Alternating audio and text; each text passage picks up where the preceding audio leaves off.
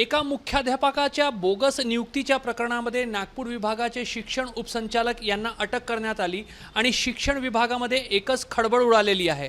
मात्र हे प्रकरण फक्त एवढ्यापुरतेच मर्यादित नाही, तर नागपूर जिल्ह्यामध्ये जवळपास 580 बोगस शिक्षकांची नियुक्ती करण्यात आल्याचा आरोप होतोय। आणि आपल्यासोबत महाराष्ट्र राज्य शिक्षक परिषदेचे कार्याध्यक्ष आणि माजी आमदार नागो गाणार सर आहेत।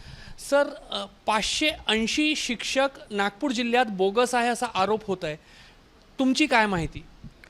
580 शिक्षक नागपूर जिल्ह्यातील खाजगी प्राथमिक शाळेत बोगस आहे असा शासनाचा प्राथमिक अहवाल सांगतो। याचा अर्थ माध्यमिक शाळेचा जर विचार केला तर ही संख्या 1500च्या जवळपास जाईल।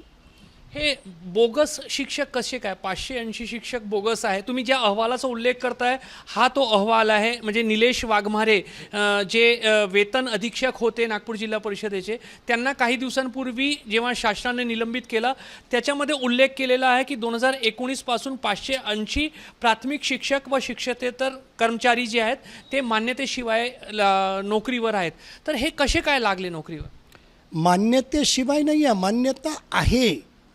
नियुक्ती बोगस, मान्यता बोगस, नियुक्तीला मान्यता, आणि त्या बोगस नियुक्तीला मान्यता दिल्यानंतर शालार्थ ID देऊन त्यांचं वेतन काढलं गेलं म्हणून ते बोगस आहे। बोगस नियुक्ती याचा अर्थ काय? शिक्षक शाळेत नियुक्त झालाच नाही, शिक्षक नियुक्त करण्याची प्रक्रिया केल्या गेलीच नाही, तर कागदोपत्री कोणाला तरी बेरोजगार माणसाला पकडून बॅकडेटेड नियुक्ती दाखवली, त्याला मान्यता मिळवली, त्याचा शालार्थ ID घेतला आणि त्याच्या नावाने वेतन पथकातून वेतन काढलं बॅकडेटेड कालावधीपासून। हे जे 580 शिक्षक नागपूर जिल्ह्यामध्ये खाजगी प्राथमिक शाळांमध्ये ज्यांना नियुक्ती बोगस नियुक्ती जी मिळाली 2022च्या सुमारास मिळाली, मग यांचे वेतन केव्हापासून काढण्यात आले? ह्या नियुक्त्या 2019 ते 22 या कालावधीत झालेल्या आहे।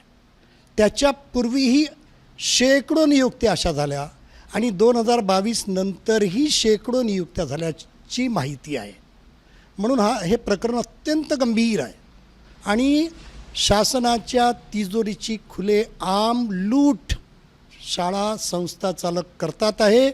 त्या लूट करण्याच्या कार्यात शिक्षणाधिकारी, शिक्षण उपसंचालक, वेतन पथक अधीक्षक आणि त्यांच्या कार्यालयातले कर्मचारी अधिकारी हे पूर्णपणे सहभागी आहेत, ते या सगळ्या करप्शनचे वाटेकरीच आहेत। हे जे 580 शिक्षक आहेत हे खरोखर शाळांमध्ये शिकवत आहेत की फक्त कागदांवर यांचं अस्तित्व आहे आणि कागदावर वेतन जो आहे तो काढला जात आहे? हे 580 पैकी सगळेच्या सगळे फक्त कागदावर आहे।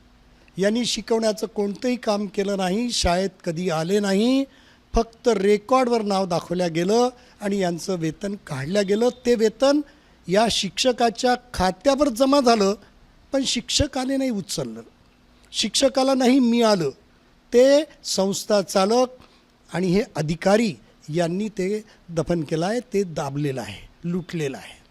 तर कुठल्याही एका खाजगी प्राथमिक शाळेमध्ये शिक्षकाची नेमणूक व्हायची असेल तर तो जो त्या शिक्षण संस्थेचा जो व्यवस्थापन आहे त्यांच्याकडून ती नियुक्ती दिली जाते, त्या नियुक्तीला मान्यता जी आहे ती शिक्षणाधिकारीकडून दिली जाते आणि मग त्याचा वेतन काढण्यासाठीची जी मान्यता आहे किंवा जे काही स्क्रुटनी होऊन जो अहवाल आहे तो जे शिक्षण उपसंचालक आहे, म्हणजे हे 3-4 पातळ्यांवरचं संपूर्ण काम आहे।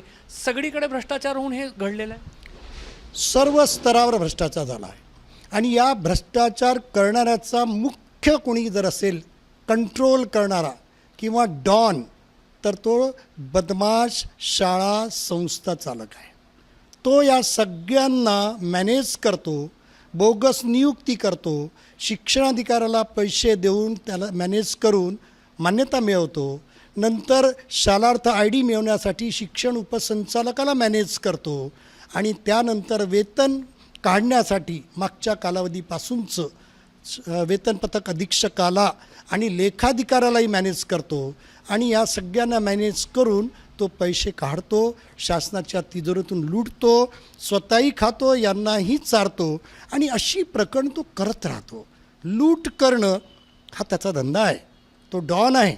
तो शिक्षण देण्याच्या नावाखाली आर्थिक लुबाडणूक करण्याचा धंदा करतो. हे वास्तव आहे आणि हे वास्तव सर्वांना माहीत आहे, सत्य आहे. हे जे 580 शिक्षक आहेत, तुम्ही शिक्षण संस्थांवर मोठा आरोप करताय. हे 580 शिक्षक नागपूर जिल्ह्यामध्ये किती शिक्षण संस्थांमध्ये कागदोपत्री का होईना किती शिक्षण संस्थांमध्ये नोकरीवर आहे, म्हणजे किती शिक्षण संस्था याच्यामध्ये या संपूर्ण भ्रष्टाचारामध्ये आहे? यात निश्चित संस्था आणि शाळांचा आकडा सांगता येणार नाही. कारण काही शाळांमध्ये 2 आहे, काही शाळांमध्ये 5 आहे, काही शाळांमध्ये 4 आहे. अशा प्रकारची वाटणी आहे. त्यामुळे आपल्याला अशी निश्चित शाळांची किंवा संस्थेची संख्या नाही सांगता येणार, पण मोठ्या प्रमाणात हा घोळ आहे. शासनाने या 580 शिक्षकांची जी नियुक्ती आणि त्यांच्यानंतर त्यांचे वेतन काढले, बॅकडेटमध्ये वेतन काढले, या संपूर्ण प्रकरणाची चौकशी सुरू केलेली आहे. हे निलेश वाघमारे यांना जेव्हा निलंबित करण्यात आलं त्याच्यामध्येही लिहिण्यात आलेलं आहे की 580 शिक्षक प्रथमदर्शनी बोगस दिसून येत आहे. तर या चौकशीतून आपला समाधान आहे की आणखी काही सखोल चौकशी केली पाहिजे आणि हा संपूर्ण जो प्रकरण नागपूर जिल्ह्यात घडतं आहे किंवा समोर आलेलं आहे, हे संपूर्ण राज्य पातळीवर याची चौकशी होणे गरजेचं आहे? इतर जिल्ह्यांमध्ये असं प्रकरण असू शकते अशी शंका वाटते का? ही गोष्ट तर खरी आहे.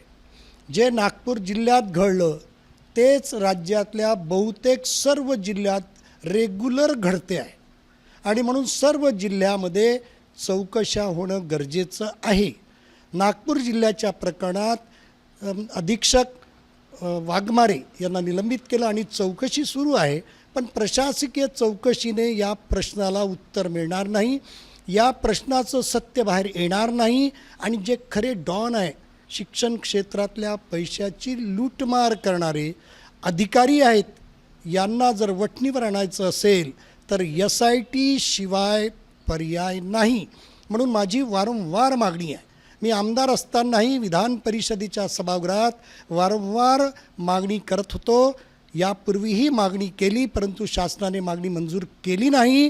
माझं अजूनही म्हणणं शासनाला आहे आणि प्रामुख्याने देवेंद्र फडणवीस साहेबांना हात जोडून माझी प्रार्थना आहे की आपल्या नागपूर जिल्ह्याची बदनामी या लोकांनी केलेली आहे. आपल्याला तात्काळ SIT नेमलीच पाहिजे आणि सत्य भ्रष्टाचाराचे खरे चेहरे समाजापुढे आणले पाहिजे. खूप मोठे उपकार शिक्षण क्षेत्रावर होतील आणि म्हणून माझी देवेंद्र फडणवीस साहेबांना, मुख्यमंत्री महोदयांना प्रार्थना आहे की त्यांनी SIT नेमावी. सध्या जो लाखनी, भंडारा जिल्ह्यातील लाखनीच्या एका शाळेच्या मुख्याध्यापकाच्या नेमणुकीचा प्रकरण आहे, तो प्रकरण पोलिसांपर्यंत पोहोचला आणि पोलिसांनी शिक्षण उपसंचालक जे आहेत त्यांना अटक केली, संबंधित मुख्याध्यापकालाही अटक केली. मात्र हे जे 580 बोगस शिक्षकांचं प्रकरण आहे तो अजून पोलिसांपर्यंत पोहोचला नाही. पोलिसांकडूनही याची चौकशी झाली पाहिजे, या संदर्भात FIR झाली पाहिजे. या प्रकरणात तर पोलिसाकडून आणि सायबर सेलकडून चौकशी व्हायलाच पाहिजे, पण ती अजून झाली नसल्याचे समजते. शिक्षण उपसंचालक उल्हास नरड यांना जी अटक झाली ती नानाजी पुडके विद्यालय लाखणी या शाळेच्या संदर्भात झाली. पुडके नावाच्या शिक्षकाला आणि मुख्याध्यापकाला बोगस दस्तावेजाच्या आधारे नियुक्ती दिली, त्याला मान्यता दिली. त्या प्रकरणात वाघमारे नावाच्या व्यक्तीने जी पोलीस तक्रार केली त्या आधारावर ही अटक झाली आहे.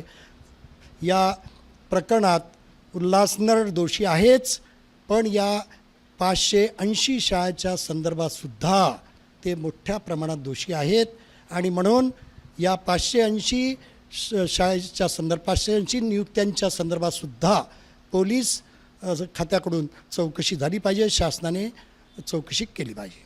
तर माजी आमदार नागो गाणार जे काही आरोप लावताय किंवा ABP माझा तुमच्यासमोर ही जी काही गोष्ट आणताय की नागपूर जिल्ह्यामध्ये जे खाजगी प्राथमिक शाळा आहे त्याच्यामध्ये 580 शिक्षक जे आहेत ते बोगस आहे, त्या आरोपाचा आधार जो आहे तो हा शासनाचा गोपनीय अहवाल आहे आणि या गोपनीय अहवालामध्ये पहिल्याच पॅराग्राफमध्ये पहिल्या ओळीमधूनच शासनाने सांगितलेलं आहे की नागपूर जिल्ह्यामध्ये जवळपास 580 शिक्षक जे आहेत त्यांच्या नियुक्त्या बोगस आढळून येत आहेत आणि 2019 पासून त्यांचे वेतन जे आहे ते नियमबाह्य पद्धतीने उचलण्यात आलेले आहे आणि त्यामुळे कोट्यवधी रुपयांचा नुकसान जो आहे तो शासकीय तिजोरीला या माध्यमातून करण्यात आलेला आहे. त्यामुळे माजी आमदार नागो गाणार SIT चौकशीची मागणी करत आहे आणि नक्कीच हा भ्रष्टाचार पूर्णपणे समोर आणायचा असेल आणि जे खरे दोषी आहेत त्यांना शिक्षेपर्यंत पोहोचवायचं असेल तर सरकारनं या संपूर्ण घोटाळ्याची चौकशी करणं आवश्यक आहे.